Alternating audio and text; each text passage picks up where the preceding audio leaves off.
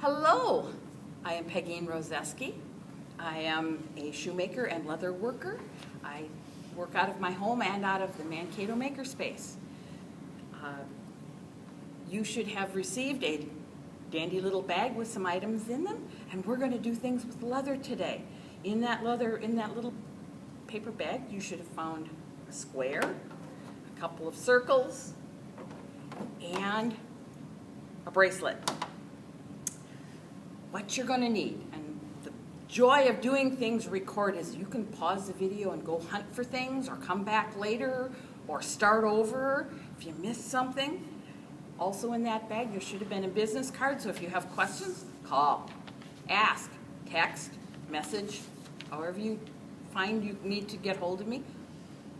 Might not answer immediately, but I will get back to you. Just say you have trouble working on the project from the library.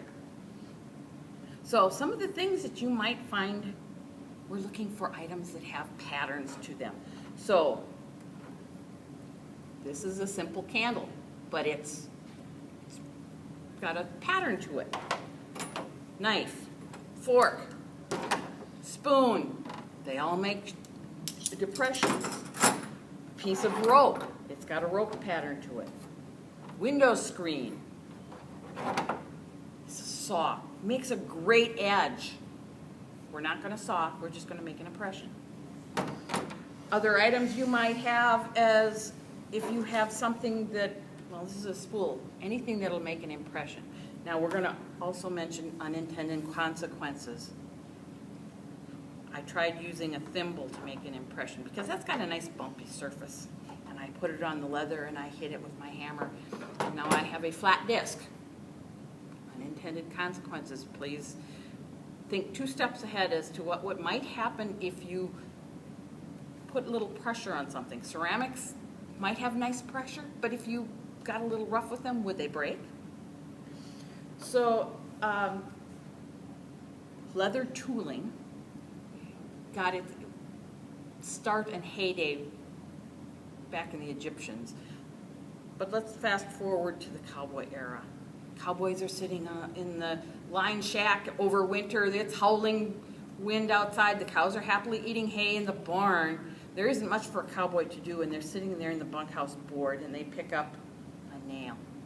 And they look at their saddle, and they take the fender of the stirrup and the fender of their saddle, and they start poking and prodding.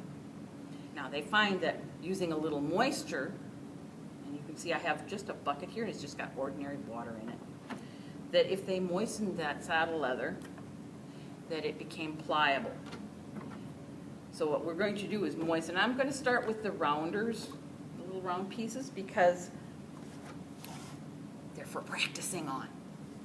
You can make all kinds of mistakes on them. So the more mistakes you make, the more you know what will work and what won't work. So we're going to sit and watch until the bubbles, now as they're in there, you can see they're in the water, they kind of bubble as the water comes out of them. And I don't know if the camera can pick that up, but they kind of booble. And sometimes they squeak and squeal. It's all natural, all normal, but it's just, and you can see they start to sink. And when they get to the point where you can use them, they're very, very pliable. So the cowboys would take their nail and they started making decorations. So if they started with an ordinary nail, you can start with whatever you choose. So knives are fun.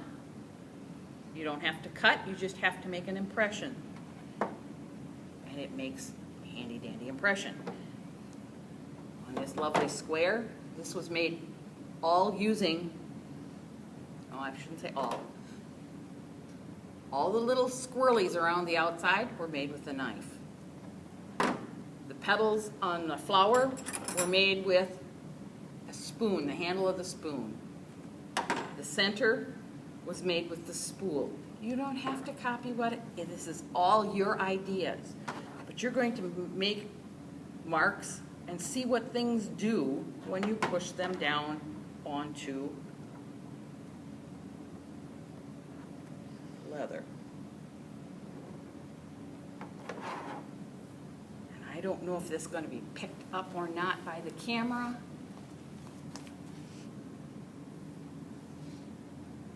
But there's the wax of the candle looks like a little rope. You can use rope, you can use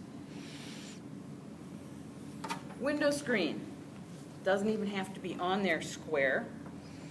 Put it on there, give it a little tap.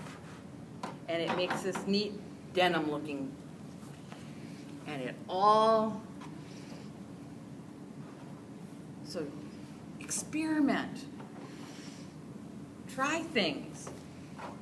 Now, this looks like a mess because I used anything and everything from rocks, and I used pliers over here because pliers have that nice little teeth mark, and I used the point of a knife. I used a saw, and I put the saw blade along the edge and pressed that in and to make marks. I found that the fork made a lovely pattern along the side. Whatever you find, try things. These, the longer you leave them in the water, the squishier they get. And so they may, you have to experiment with that. How long did you leave it in?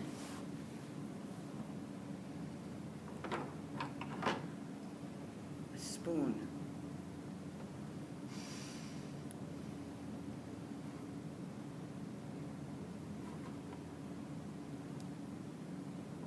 Just rolling it around.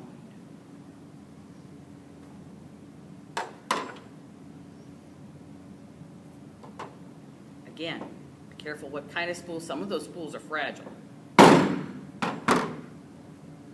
The harder surface you have, the better the impression you will get. Now that spool, which made a great impression on this piece because I had it on a very solid table, there's enough flex in this table that it bounced. So the impression while it's there is very, very hard to see. This is a rounder after I have, thank you, after I have putzed with it. You can see that there's circles. I think I used a lid on that one, and the spool, and the window screen material. It's all very... How'd you get the holes? Is that just poking? A fork. That was just... And when it's wet, it's very easy to poke holes in them.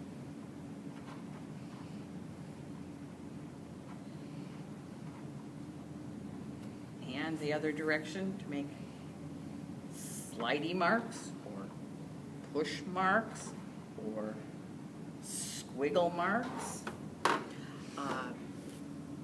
I've even heard of some people when they get the leather very, very, very squishy, will take a very sturdy leaf or organic material, you put that down, you put something waterproof over it, then put a heavy book on it and let it sit until it dries. I have not tried that one, but I was very surprised at the candle, which has got kind of a spiral, at the really cool ripply marks that that one makes. So try all kinds of things. So in this case, like I said, that was a knife and a spoon and a spool, and that was the knife. After it's all dried, it takes overnight. It comes back to its hard, dry shape.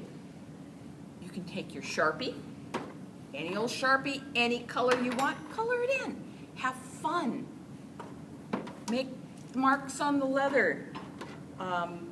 If you have acrylic colors at home, paint them with acrylics. Water paints tend to make the leather wet again, and it's going to look like you got no color on it at first, and it has to dry before the colors come back, and then they're kind of washed out.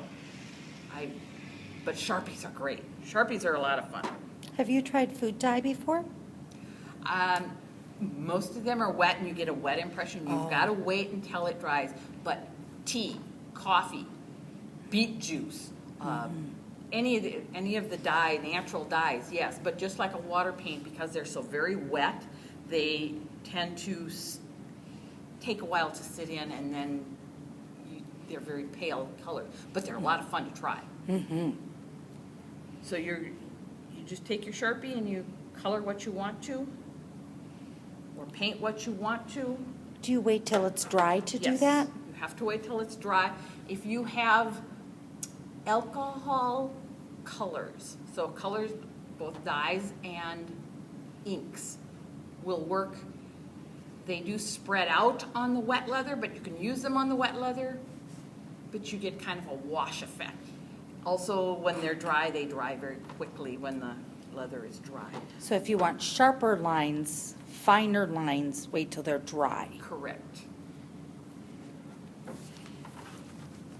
The snaps should work. If you have problems with your snaps, please let me know, but the snaps should be, I've tried each and every one of them at least once. So try the snaps, see if they work. This one happens to be quite large. I tried to size them for assorted sizes of people. My hands are small, so they go over my hands easily. I'd like to see what you've done. If you want to drop me a message afterwards showing a picture of what you've done, I'd love to see it. Would you like, they could do it on our Facebook, or we could include an email? Both would be great, either Perfect. way. I want to see what you've come up with. The different techniques of decorating. I want to see what tools you used. I want to see, did you use a saw or a steak knife, or it just makes really cool marks. I want to see what you used.